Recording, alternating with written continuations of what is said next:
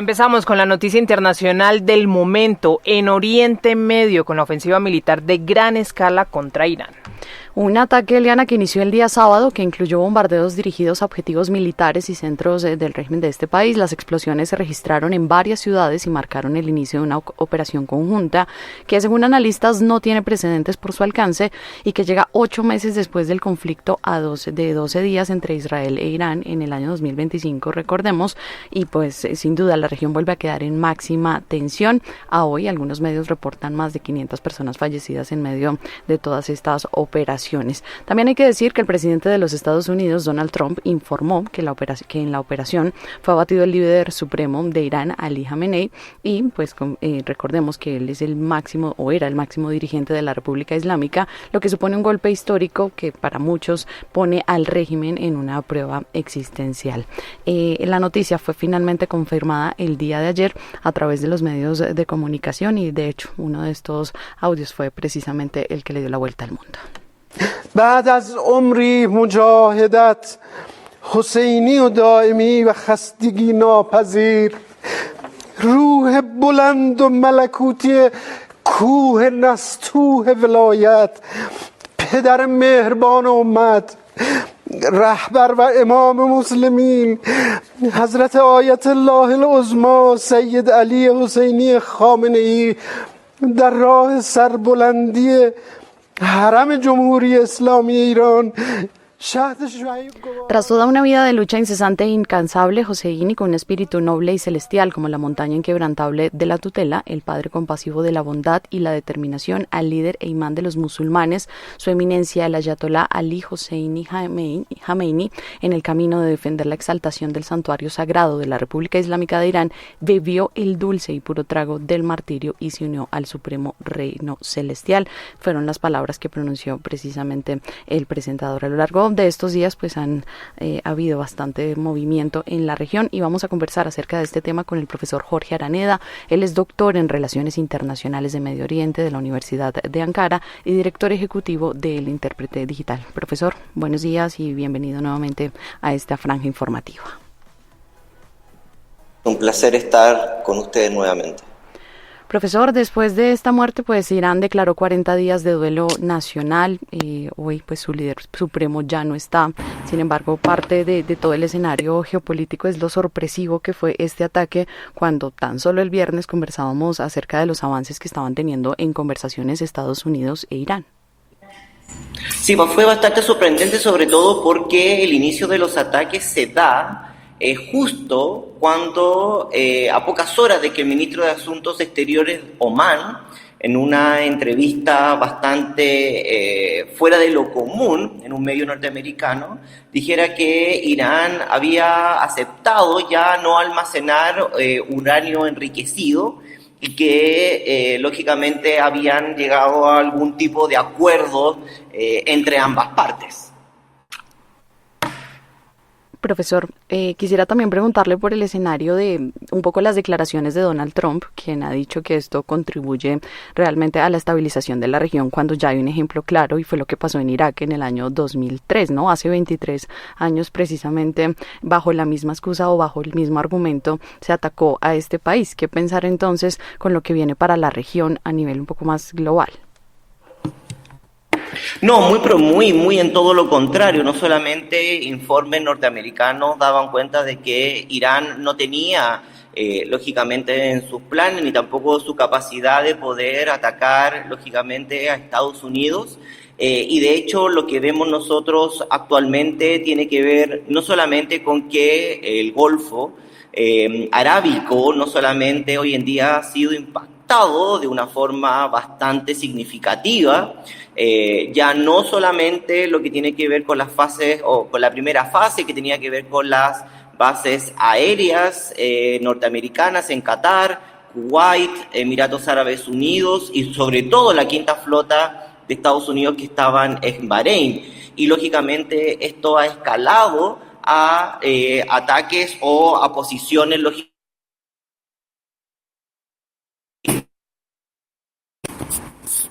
Profesor, ¿nos escucha?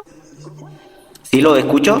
Se nos fue por un momento. ¿Podría retomar esa última idea, por favor? Sí, la idea central es que, el punto central es que Israel ha arrastrado a Norteamérica a un conflicto en donde parecía en un inicio un conflicto bastante acotado, en donde ambas partes podían entrar, atacar, desmembrar, descabezar al cuerpo revolucionario y al régimen, y lógicamente salir bastante rápido del conflicto. Y hoy en día lo que vemos es que no solamente Irán ha logrado atacar de forma efectiva toda y cada una de las bases norteamericanas más importantes en la región, desde Qatar, Kuwait, Emiratos Árabes Unidos, y sobre todo destruir o malograr de forma bastante efectiva la base de la Quinta Flota de Estados Unidos en Bahrein, y como lo hemos conversado en otras ocasiones, también ha generado disrupciones graves en lo que tiene que ver con el estrecho de Hormuz, donde pasa o donde transita al menos el 30% del crudo mundial, y que lógicamente podría afectar no solamente la economía de los países del Golfo, sino del resto del mundo.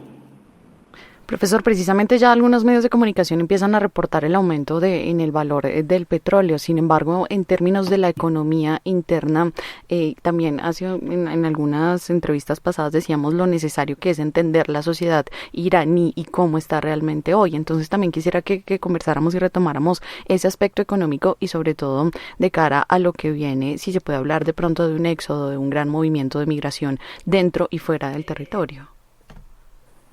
Sí, es importante, comprender dos dinámicas que se están viendo de forma paralela. Primero, lo que tiene que ver con los objetivos militares y el daño que quiere producir Irán, no solamente en lo que tiene que ver con los países del Golfo, sino también demostrar una capacidad militar bastante sorprendente en términos de resistencia para con estos ataques. Hay que recordar que solo, y esto es solo un dato estadístico, solo para el caso de los Emiratos Árabes Unidos ha tenido que detener al menos 700 objetivos que entraron a su espacio aéreo, unos 550 drones, más de 170 misiles balísticos, y por lo menos 2 misiles crucero.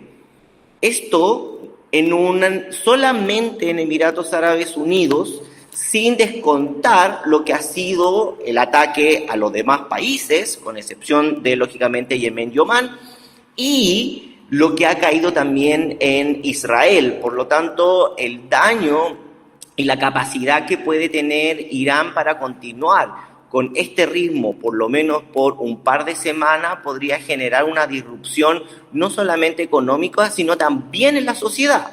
Y eso lo hemos visto, algo que los medios de comunicación de repente no le ponen tanto énfasis, que sí existe población chiita lógicamente, en los países del Golfo, y por sobre todo en Bahrein. En Bahrein, una monarquía sunita que tiene que lidiar con una población de aproximadamente un 80% de personas que profesan el chiismo. Por lo tanto, la dinámica social de población árabe en los países del Golfo, ya sea sunita o chiita, que ve que se convirtieron en la primera línea para proteger los intereses geopolíticos norteamericanos y de Israel a mediados del mes santo de Ramadán, lógicamente está generando una presión doméstica que no la habíamos visto desde la primavera árabe. Esto, lógicamente, es por esto que la mayoría de los países del Golfo no ha entrado en un conflicto directo o no ha querido responder de forma directa porque no quiere convertirse en la primera línea o en la trinchera de lógicamente, de estos ataques. Eso por una parte. Por otra parte, en el caso de Irán tenemos esta gran contradicción, Por una parte, una población altamente educada, con un enorme poder adquisitivo que se ha ido degradando en el tiempo, no solamente sus derechos sociales, laborales, sino también económicos y políticos, y que lógicamente es altamente crítica del régimen iraní, pero a la vez altamente nacionalista y patriota, y por lo tanto, al igual que lo que vimos en la guerra de los 12 días, muy probablemente gran porcentaje de esa población va a generar coherencia y cohesión, viendo que lógicamente están siendo atacados, sobre todo si las noticias cubren lógicamente la muerte de más de 150 niños y niñas infantes en una escuela a través de una explosión de un misil, lógicamente disparado desde Israel muy probablemente, y por otra parte lo que son el ataque a un hospital que tuvo que ser evacuado. Profesor, precisamente pensando en todo ese escenario social, ¿qué tan relevante viene siendo no la muerte de los civiles pensando en el cubrimiento, en el cubrimiento de los medios de comunicación? Creo que muchos se han centrado en la geopolítica y de hecho así empezamos esta conversación pensando en como en todos esos países alternos, pero entonces está este tema de las muertes en los colegios, también están los ataques, por ejemplo, en Arabia Saudita. ¿Qué pasa, por ejemplo, en territorios como Kuwait, que también ya empiezan a verse involucrados? Y, por supuesto, el Líbano, que es otro foco de ataques de Israel, no hoy, sino pues ya de hace algunos meses. Sí, hay sin duda, al igual que cualquier guerra moderna, lógicamente, la mayoría de los países tratan de minimizar las bajas civiles internas, pero es importante también comprender de que hay una extremada guerra mediática en torno a la información, no solamente desinformación en los medios de comunicación no formales, sobre todo en las redes sociales, pero por otro lado también lo que se ha visto en este último momento tiene que ver con una narrativa en donde por una parte aparece Irán como un país altamente fragmentado, sin comando, sin tipo de orden, con una población lógicamente bastante reactiva, que no lo deja de ser, pero lógicamente que no parece dispuesta a luchar esta guerra. Y por otra parte vemos lógicamente masivas demostraciones de pesar por la muerte, no solamente dentro de Irán, sino fuera de Irán, por la muerte del Ayatollah Khomeini, que también sale un poco de la dinámica de comprender que tiene que ver con el martirio, no solamente dentro del Islam, sino sobre todo que tiene que el poder que tiene el martirio, particularmente dentro del mundo chiita, y además una narrativa en donde se le presenta a la población de que el ayatolá nunca quiso particularmente y que buscaba, entre comillas, el martirio, nunca quiso ni abandonar el país ni tampoco ocultarse, lógicamente, en una fortaleza impugnable para un ataque norteamericano, lo que lógicamente genera una narrativa. En términos, como se llama, sociales, es importante hacer notar de que lamentablemente, entre más fallecidos o muertos, lógicamente se presenten en los países del Golfo, la presión social va a ir incrementándose.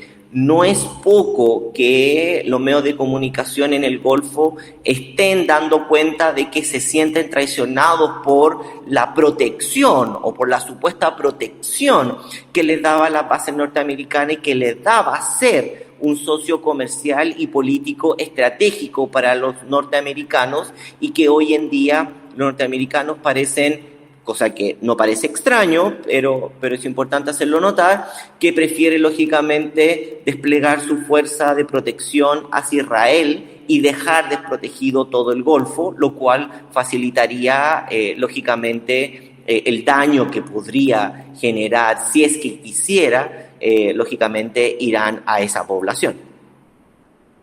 Profesor, si bien hablamos de un régimen que tiene bastantes acciones cuestionables, ¿qué podría mantenerse y qué podría cambiar, pensando un poco en que hoy Mesut Pezeshkian pues asumió el liderazgo de Irán, en que igual deben plantear el reemplazo de el líder supremo y que además, pues, por ejemplo, y poco se habla también de esto, de las otras personas que también fueron abatidas, como por ejemplo el ministro de Defensa? Ahí habría de alguna manera un plan B. ¿Era previsible que este ataque llegara o no llegara? Sí, son dos cosas completamente esperables. Como usted muy bien menciona, Irán ya activó el artículo 111 de su constitución y por lo tanto, por primera vez en 36 años, lógicamente Irán va a tener que tener un nuevo ayatolá. Muy probablemente no va a ser electo por este consejo en los próximos semanas, meses o incluso, lógicamente, par de meses. No es necesario. Y le entrega un mayor dinamismo político y también, lógicamente, democrático, entre comillas, a Irán. La muerte del ayatollah Khamenei era algo que ya se esperaba desde hace una década. A sus 89 años se pensaba de que en algunos casos iba a fallecer en lo que tuvo que ver con la pandemia del COVID. Lo cual, desde ahí en ese momento se hicieron todos los preparativos. Y como muy bien se menciona, el ayatollah Ali Reza Arafi, de aproximadamente 67 años, bastante joven para lo que tiene que ver con el cargo, es el que lógicamente va a tomar un poco el control. Él es de una línea bastante dura, conservadora, pero tiene una característica particular. Es alguien con una antigüedad institucional bastante destacada y consolidada.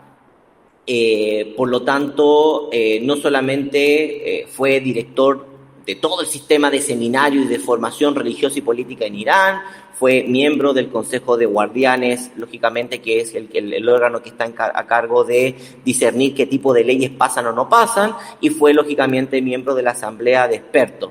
Es un hombre, lógicamente, que habla inglés, árabe, farsi y un par de lenguas más bastante fluido, y lógicamente va a ser una pieza clave no solamente en la estabilidad interna que está buscando el régimen, junto con el ya mencionado presidente Mesut Pezeshkian y lógicamente el jefe del Poder Judicial, Gholam Hosseini. Profesor, este es un tema que sin duda tiene muchas aristas. Sin embargo, creo que también hay que hablar acerca de los aliados, como por ejemplo Rusia, qué manifestaciones ha hecho y hasta dónde estaría dispuesto a llegar, y también algunas declaraciones de países como Francia, Alemania y Reino Unido, que han dicho que están dispuestos a atacar a Irán para defender sus intereses en la región. Sí, es importante hacer notar de que muy probablemente Irán va a tener que enfrentarse a estas dos potencias nucleares y potencias también armamentísticas, Israel, Estados Unidos, de una forma bastante sola. Rusia y lógicamente China, sobre todo China, en las últimas 2 semanas envió armamento militar, pero no va lógicamente a dar un apoyo militar visible. Y Rusia, lógicamente, tampoco está en la capacidad de hacerlo porque su frente de batalla, que muy probablemente, y este otro tema de conversación, puede verse acrecentado en Ucrania, dado que la mayoría de la fuerza, si es que la mayoría de la fuerza europea tiene que salir del teatro europeo e ir a Medio Oriente, y lógicamente las fuerzas norteamericanas ya están concentradas en Medio Oriente, Ucrania podría ser un frente bastante débil. Por tanto, Rusia no estaría en condiciones de tener 2 frentes y tampoco lo desea. China, por otra parte, lo que sí le ha dado, y esto sí es de conocimiento público, o por lo menos dentro del analista, es que le ha dado una capacidad bastante significativa de información militar sobre dónde se encuentran posicionados no solamente posiciones claves como los radares a lo largo y ancho de lo que tiene que ver con el Golfo e Irak, Jordania y Israel, sino también donde la Marina norteamericana se encuentra, donde está desplegada y donde lógicamente podrían venir los frentes de ataque. Por lo tanto, esa información, aunque no pública, es altamente valiosa y lógicamente los chinos no solamente con esto pueden mejorar en un teatro de guerra que no es propio y lógicamente entre comillas, dar un apoyo logístico hacia Irán. Pero en términos militares, Irán va a tener que luchar esta guerra en su capacidad militar de forma autónoma. Profesor, pensando en esa capacidad militar, ahora quiero que pasemos a Israel, porque de alguna manera la cúpula de hierro o el domo de hierro ha podido ser, agredido o pasado por muy pocos misiles, pero lo han logrado. Que en esos términos, ¿qué tiene Israel el día de hoy y con qué cuenta del apoyo por parte de Estados Unidos? Sí, es importante, comprender de que estamos en una situación bastante diferente a la guerra de los 12 días. Lo que busca particularmente Irán, al parecer, específicamente con Israel, es generar una guerra de desgaste. Para que los radioescuchas puedan comprender esto en términos bastante coloquiales, es literalmente de tener bicicletas con Ferraris. Es efectivo, es altamente efectivo. Una bicicleta nunca va a poder, o muy poco, casi imposible que una bicicleta pueda sobrepasar un Ferrari, pero el término del costo, pero también de la reproducción técnica, también es diferente. En un par de semanas más es posible recomponer o refacturar una bicicleta. En semanas es imposible hacerlo con un Ferrari. Por lo tanto, en realidad lo que está haciendo Irán es desgastar, lógicamente, la producción aérea, dado de que el domo de hierro, pero también las diferentes cúpulas dentro de Israel, que dicho al caso no tiene la misma capacidad ningún país del Golfo, no distingue entre un misil balístico, lógicamente de última generación, con un dron que lógicamente no puede hacer muy poco daño, pero a la vez es bastante lento. No existe esa capacidad técnica, sobre todo cuando son enjambres de ataques los que vienen. Solamente como un caso específico que se vio en los medios de comunicación, que tenía que ver con un radar norteamericano en una base, del Golfo, creo que particularmente fue en Emiratos Árabes Unidos. El puro radar costaba $300 millones y fue destruido por un dron de $10,000. Esa es la diferencia en escala lógicamente, de lo que estamos hablando. Y en ese desgaste es en donde ha quedado entrampado Estados Unidos, Israel y sobre todo los países del Golfo, sobre todo los Emiratos Árabes Unidos.